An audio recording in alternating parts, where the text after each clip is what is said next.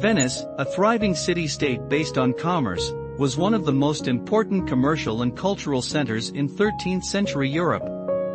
Its economy grew thanks to its powerful navy, which vigorously defended the city against repeated fierce attacks by tyrannical Genoese rivals and Arab looters.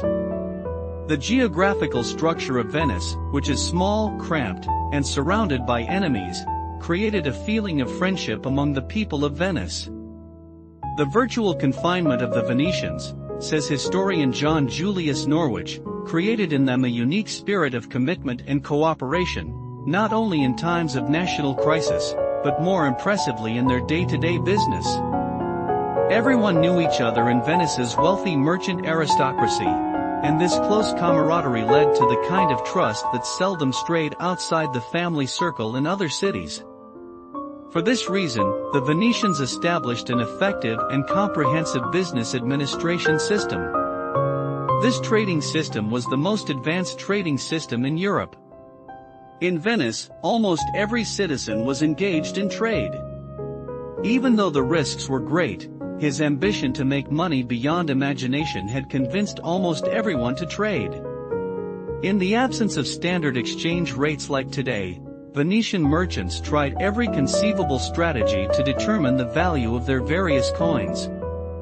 Money was tried to be valued by looking at the silver and gold ratios, and some merchants, such as the Polo family, were trying to escape this confusion with precious stones such as rubies and sapphires or pearls. To meet these complex and bizarre financial needs, Venice developed the most advanced banking system in Western Europe. That was the origin of deposit banks on the European continent. In 1156, the Republic of Venice enacted the first banking laws applying to public borrowing since antiquity. Thanks to these innovations, Venice had the most advanced commercial applications in Europe. For a traveler and merchant like Marco Polo, who traveled all over Asia with great audacity under the difficult conditions of the Middle Ages, there could be no better nation than Venice. Although there is no complete consensus on their origin, the Polo family was a wealthy family respected in Venice. But the first mention of the family's name in the archives is a Venetian named Domenico Polo in 971. Afterward, the name of the family is frequently mentioned in the archives. Marco Polo's grandfather, Andrea Polo, had three sons, Maffeo, Marco, and Niccolo. Niccolo Polo is the father of Marco Polo. Brothers Niccolo and Maffeo left their home in 1253 for a large-scale voyage to the east. But Niccolo Polo did not know that the wife he left behind was pregnant. Marco Polo was born in 1254. The brothers' first stop was the city of Constantinople, where the family already had a commercial branch. There they would trade in peace for 6 years. But during that time, the Latin Empire of Constantinople was in financial trouble and riots broke out in the city. For this reason, the brothers Niccolo and Maffeo decided to leave the city, and went to the city of Sudak in Crimea. But things were not going the way they wanted there. For this reason, although the brothers wanted to return to their homeland, Venice, unfortunately, the destabilized trade routes scared them to go west. Contrary to the commercial routes of the west, the great state of the Mongols in the east promised security and profit to the merchants under the leadership of Kublai Khan after many wars and destructions. Horrifying Mongols under the leadership of Genghis Khan, when Kublai Khan took the leadership, they were replaced by calm and security. For this reason, the Polo brothers decided to move to the east. Their first stop was Berk Khan's land. Berk Khan, who hosted these Venetian nobles who came to his lands in the best possible way, gave back to them twice the gifts brought by his guests. The brothers, who had been trading here for about a year, suddenly moved to the city of Bokhara, which is within the borders of Uzbekistan today, due to the war that broke out between Berk Khan and Hulagu Khan. This city was one of the most developed and wealthy cities in Asia at the time, and its economy grew thanks to the trade in commodities such as spices, silk and ivory. But beyond the city walls, war horns were sounding among the Mongols, making the Silk Road unsafe. For this reason, the brothers stayed here for 3 years and engaged in trade. During their time here, the Polo brothers met an important figure. This person was the ambassador Kublai Khan sent to Kublai Khan. The Polo brothers spent their days chatting with the ambassador, earning his trust and respect. Thereupon, the ambassador invited him to come to Kublai Khan's palace with him. Because Khan was a free and open-minded person who enjoyed meeting people of new nationalities and religions. Thereupon, the brothers accepted the offer, and together the journey to Kublai Khan's country began and lasted a full year. The Mongolian capital, Hanbalik, was a commercial center. The Mongols attached great importance to trade, both to destroy the numerical superiority of the Chinese and to earn income in this way. Until that time, the Polo brothers had heard of Kublai Khan and the Mongols as barbaric and savage, and what they saw would have taken them by surprise. With these thoughts, they met Kublai Khan. Everything about Kublai Khan surprised them: his detail-oriented kindness, his interest in Italy and Christianity, and his openness to new business ideas. In addition, Kublai Khan, for his part, was pleased that these two representatives of a different culture could speak their own language. As soon as Kublai Khan learned from the Polo brothers and established a close relationship with them, he decided to appoint Niccolo and Maffeo as bilateral representatives. They would henceforth serve as his Western and especially papal ambassadors. In addition to the prepared letters, Khan asked the Pope for 100 priests who were knowledgeable about Christianity. Also, some oil lamps from the place in Jerusalem, which is believed to be the tomb of Jesus. Kublai had gold passports prepared, which were frequently used by the Mongols of the period, which was the guarantee of safe travel for the ambassadors. Thereupon, the merchants of the past became ambassadors and moved to the city of Akka, where the papacy was located. Arriving in the city in 1269, the brothers unfortunately learned that Pope Clement IV had died a few months ago, and that no pope had yet been elected, and he would not be elected for a long time. Because this election was the longest pope election in the history of the papacy. Thereupon, the brothers returned to their homeland, which they had not seen for almost 16 years, and when the pope was elected, they decided to continue their duties and return to their homeland. Unexpected surprises awaited them in their homeland. Niccolo learned that his wife had died. More surprising than that, he left behind a 15-year-old son. Young Marco will now join his father and uncle and embark on a great adventure at a very young age. Upon the Pope, who was still not elected in 1271, the Polos did not want to wait any longer and set out to inform Kublai about what had happened.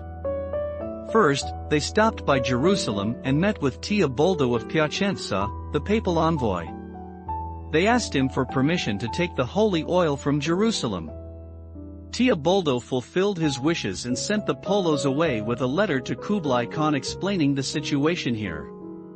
On September 1, 1271, the cardinals elected the new pope after 3 years of long negotiations. This elected new pope was none other than Teobaldo Visconti. When the Polos heard this news in the Armenian port city of Ayaz, they were very happy that their friend was the pope. However, this news would cause a further delay in fulfilling their duties because the new pope was inviting them to Akka. The Polos were compelled to return to Akka. The pope greeted them with a feast. Kublai Khan wanted 100 Christian priests from the Polos, but Teobaldo, who took the title of Pope Gregorius X, gave them 2 priests, one of whom was Nicolau de Vicence and the other Guillaume de Tripule. Because the new pope did not care much about the Christianization of the Mongols. The Polo caravan, which immediately set out to return to Kublai Khan, took the 2 priests with them and continued on their way. Due to a danger that appeared while passing through Armenia, the 2 priests did not want to continue on their way, fearing for their lives. Having come this far, the Polos, who did not want to waste any more time, left the priests there and continued on their way. The Polos traveled across all of Asia. Marco Polo, in his travels, talks about the regions they passed through on the route, the architectural structure of the cities, the trade goods and the cultural characteristics of the peoples. The first part of his work, titled The Book of Europe, describes the events from the departure of the convoy from the city of Akka until they reach Hanbalik, the capital of Kublai Khan. The fact that the history of the Mongols is mentioned in detail in the European book also makes this section very important. The Mongols, which we watch through the eyes of a European merchant like Marco Polo, are not as savage and barbaric as it is known. After all, Marco, who lived among the Mongols for nearly 20 years, is no longer a European, but is used to looking at life like a Mongolian. So much so that in some parts of his work, Polo, who describes all non-Christians as pagan and evil, describes the Mongols as people with courage, virtue and honor when it comes to the subject. About the Mongol warriors, Marco said, "In battle, they are reliable and victorious men. They are extremely brave and very ambitious, they care little about their lives, which they put in all kinds of danger without caring." He expressed his admiration. Although the journey was prolonged due to an illness that Marco Polo had in Bokhara, it is estimated that the Polo caravan reached the city of Hanbalik in 1274. Even though the Khan honored them, and gave a banquet on their behalf, he wanted to know what they had been doing all this time, Marco said. It is also recorded that the priests, who were not sent despite Khan's request, angered him. According to some historians, Niccolo Polo gave his son Marco Polo to Kublai Khan as a servant for this reason. Gaining Kublai Khan's approval was the turning point in young Marco's life. Henceforth, he would emerge from the shadow of his elders and emerge as a man on his own. With its lively, adventurous disposition, it fits perfectly with the empire. So Kublai Khan, the greatest ruler on earth, saw hope in this Western boy with a sharp mind. Under the influence of the great Khan, Marco began to transform into a traveler to be remembered in history. Kublai Khan, who gave duties and responsibilities to foreigners in the administration of his empire, gradually became the least Mongolian ruler among the Mongols. The Mongols often accused him of abandoning Mongolian habits and becoming fully Chinese. He assigned duties to Uyghurs, Muslims and Nestorian Christians, as well as Chinese, in various duties of the state. Kublai even gave his second son and crown prince the Chinese name Zhenjin. In other words, giving a state duty to a foreigner like Marco Polo was a frequent situation in the reign of Kublai Khan.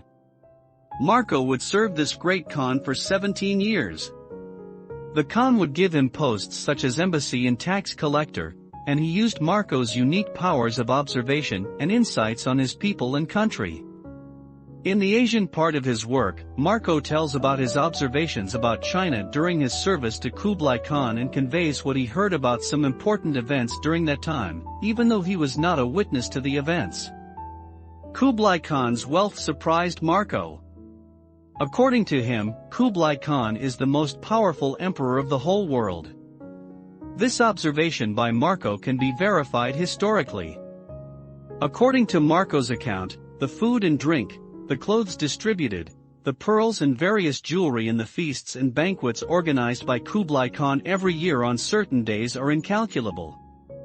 In addition, Kublai was a very generous ruler to his people. The social state of the Mongols, like other aspects of their rule, was very well organized. Families who were harmed and in a difficult situation would report their situation to the officials appointed for this purpose. In this way, the state would provide food and clothing aid to these families. All this perfect welfare state system, power and Kublai Khan's charisma had fascinated Marco with Kublai. But over the years, that fascination would fade as Marco learned of the ways in which the previous emperors of China ruled the state. For example, before Kublai Khan conquered the Song Empire, Emperor Duzon developed an advanced orphanage system in addition to doing what Kublai Khan did. In Emperor Duzong's state, he would take away the families who did not take care of their children and give these children to them if there was a wealthy family without children. If there was a child who was not wanted to be adopted by any family, those children would be taught a profession, and their expenses would be covered by the state until they got married. Years passed. Marco Polo was traveling through Asia as Kublai Khan's ambassador or tax collector. The intimacy between him and the Khan angered the lords of the Khan, so Polo turned into an enviable figure. Kublai Khan was getting old. He launched 2 unsuccessful military campaigns against Japan in a row. These failures shattered the Mongols' sense of invincibility, a tool of great fear, over their rivals. This failure and the death of his son Jinjin and his wife Chabi psychologically devastated Khan. Upon this, Khan learned that the finance minister Ahmed, whom he trusted very much, was actually an unreliable person. Ahmed was a murderer who had taken bribes and sold civil service for years and raped many women because of his sexual addiction. The people, fed up with this person, rebelled one day and assassinated Ahmed. Realizing what he had done after Ahmed died, Khan had Ahmed's corpse taken out by dogs, but what does it matter? According to official records, 714 people appointed by Ahmed as civil servants by taking bribes were dismissed. All these events had worn out Khan's psychological state, which was not good, and Khan tried to solve his problems by eating too much food and drinking alcohol. Seeing that the Khan was getting older, the Polos began to worry about their future if they did not return to their homeland before the Khan died. For this reason, they sought a way to return. However, the Han, who saw these Latins as friends, did not allow them to leave. The opportunity they sought to return would come unexpectedly from Iran. Queen Bolgana, wife of Ilkhanid ruler Arghun, died. Since Queen Bolgana came from a clan where it was popular to take brides among the Mongols, Ilkhanid ruler Arghun asked Kublai Khan to send a noble woman from this clan as his wife. Kublai chose Princess Kokachin as his wife to Arghun Khan. Khan prepared a large convoy and selected 3 of his noble chiefs, and sent the convoy to Arghun, but soon the caravan had to go back as it was understood that the land route was not reliable. For this reason, it was necessary to go over the Indian Sea. Since the Polo family was the only man of Kublai Khan who was an expert on the Indian Sea, he reluctantly appointed Mr. Niccolo, Maffeo and Marco to this post.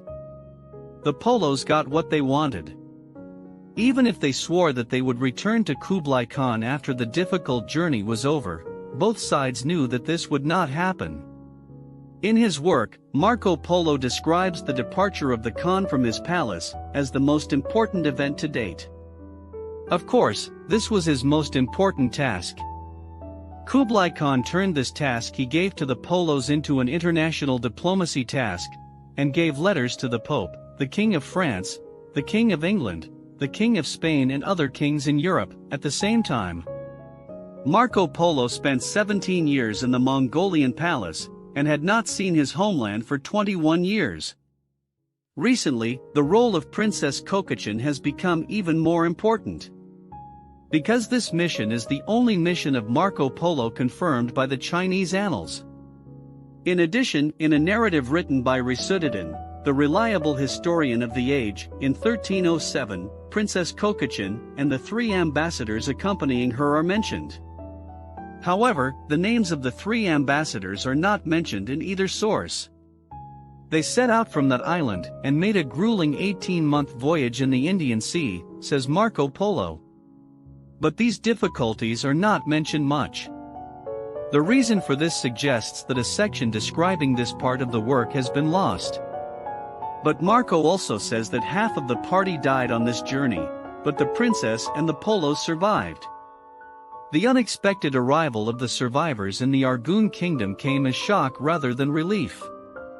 Matters in this distant land had undergone sharp changes as those 3 envoys left years ago to go to Kublai Khan's palace.